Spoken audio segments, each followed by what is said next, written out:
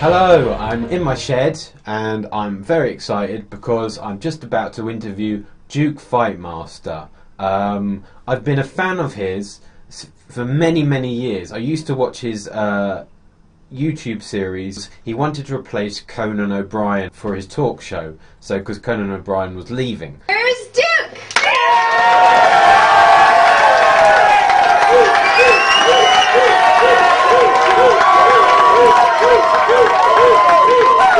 I used to watch every week, and he'd come on and he'd organise all his friends to come and watch. And first of all, it started off in his bedroom, and then it changed to a hall. It was very interesting because, of course, when you're watching it all the time, you were hoping that he would replace Conan OBrien, but instead I think they got Jimmy Fallon. I think Duke's far better than Jimmy Fallon, but there you go. It slowly kind of all went wrong for him, and I think he lost his house, and he's got a family and everything, all to live the dream. I believe that at some point he will get where he wants to go, but in the meantime, he's got a new web series on YouTube, and I think he's going to make a film. But he's a very interesting person, so without further ado, oh yes, I'm also very proud because in the old days I used to watch him, and under an assumed name I wrote to him and I got a comment on the actual Duke Fightmaster show, and it kind of got a ripple of laughter, so I was quite pleased with that. Let's show that clip. Now it's time for the comments. All right. It's time for the comments! Yeah!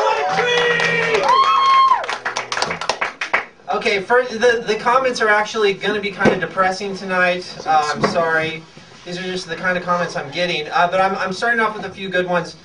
This one's Godzilla's Penis is the YouTube username. He says he's from the Ukraine.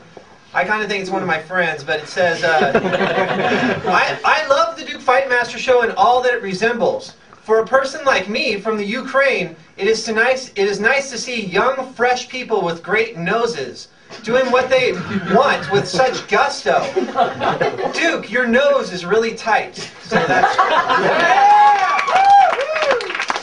He does now have a podcast, which you can listen to on iTunes, and I am his UK #1 fan. Very excited. Duke Fightmaster! I'm obliged to talk a little bit about your show, which didn't actually replace Conan OBrien. First of all, the first question is, who came up with this idea to do that, to try and replace Conan OBrien? Where does any idea come from?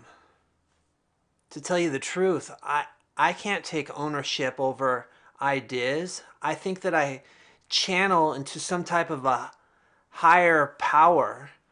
So who came up with the idea for me to replace Conan OBrien? I think that we can only safely assume that that was God's idea.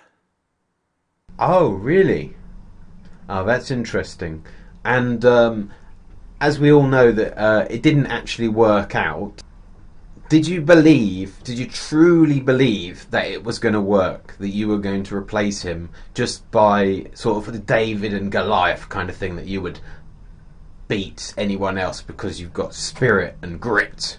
I always knew that replacing Conan OBrien was a crazy idea, but there was definitely a part of me that wanted to believe that it was possible, that I could take it from my bedroom to 30 Rock, and that was like the American dream, that you can have this idea evolve from nothing into greatness. So I knew it was crazy, and I did know that I was delusional, and at the same time I believed that it was possible. Ah, okay. Interesting. By watching Duke Fightmaster show, I was inspired to create something with my friends called Corky Burger's Ramshackle, which is similar to the Duke Fightmaster show, except we do it every 3 months, and it's still really complicated to organise. How the heck did you organise something every week? In order to organize something as crazy as the Duke Fightmaster show, there were 4 cameramen, 2 sidekicks, a cast of characters, a house band, a live studio audience. you just have to be somewhat delusional, and you have to be excited. And I had that excitement. I don't know where it came from, but for some reason I was excited. And when you're excited, when you're truly excited or passionate about something, that passion can rub off on other people. And so that's the only way that I was able to do over 110 episodes every week, was purely by passion with a healthy dose of insanity. You look pretty worn out by the last ones. How did you feel when it all started to sort of disintegrate? The show, I think, started to disintegrate right around episode 24, as my neighbor was telling me that I couldn't do it in the bedroom anymore. So I went another 2 years after that. So it didn't slow, I mean, it took 2 years for me to get to the point that I had to finally say this just isn't working anymore. But I had a goal in my head. I just want to do 100.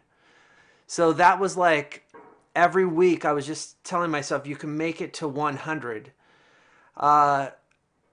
So it wasn't that I felt like there was some type of a failure because I didn't replace Conan OBrien. If anything, I felt that I had succeeded in accomplishing over 100 episodes of my own talk show in front of a live studio audience. Now, after this, there was quite a long gap, and then I wondered what had happened to him. And then a year or so later, I'm not sure how long it was, I googled Duke Fightmaster, and I noticed there was a podcast, so I started listening to it, and they're very curious. They're very weird. The early ones, you sort of think he's kind of gone a bit bonkers, but things kind of improve, and now you have your own podcast which you interview comedians in the Orange County area. You've also got a web series that you put out once a week. We've already had season 1, which I enjoyed greatly. Duke Fightmaster is one of my web gurus, so he inspires me, first of all with Corky Burger's Ramshackle, and now with his web series, which is these little short films which you do.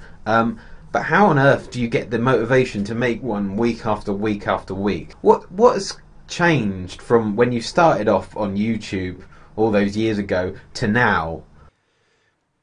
I think the biggest difference from when I had the talk show to what I have now, which is a podcast, stand-up comedy, and a web series, the big difference is with the talk show there was no ending. There was no ending in sight, and it was like this insurmountable thing every week, and it was just I could never see an ending to it. Now it's like with a web series, I have more control over it. I can see the ending. It's a project that I can start and finish. I get to write, I get to act, I get to film. And the podcast is just something that's easy. I don't have to get a live audience. I don't have to get all these people to meet with me. And I think that I don't look at what I'm doing now. I'm doing stand-up, I'm doing a web series, and I'm doing this podcast. I don't look at it as this overwhelming stuff. For me, I just look at it as doing my work. I just want to participate in some type of creative endeavor. So I try to clear out a space at least once a week where I can just do creative work. And I think that if you can just get all the clutter out of your life that takes you away from being creative, bring some organization into your life, and just regularly create. Whether people are paying attention or not, just do the work. And that's what I'm doing now. That's the big difference. I think before it was just this overwhelming, chaotic mess. And I think today I can just do the work. I can just create my web series, write comedy, and I just give myself space in my life to just do creative stuff. So I just enjoy that kind of thing. I don't know if that answers anything, but yeah. That's very interesting, Duke. I am the UK #1 fan, I know that.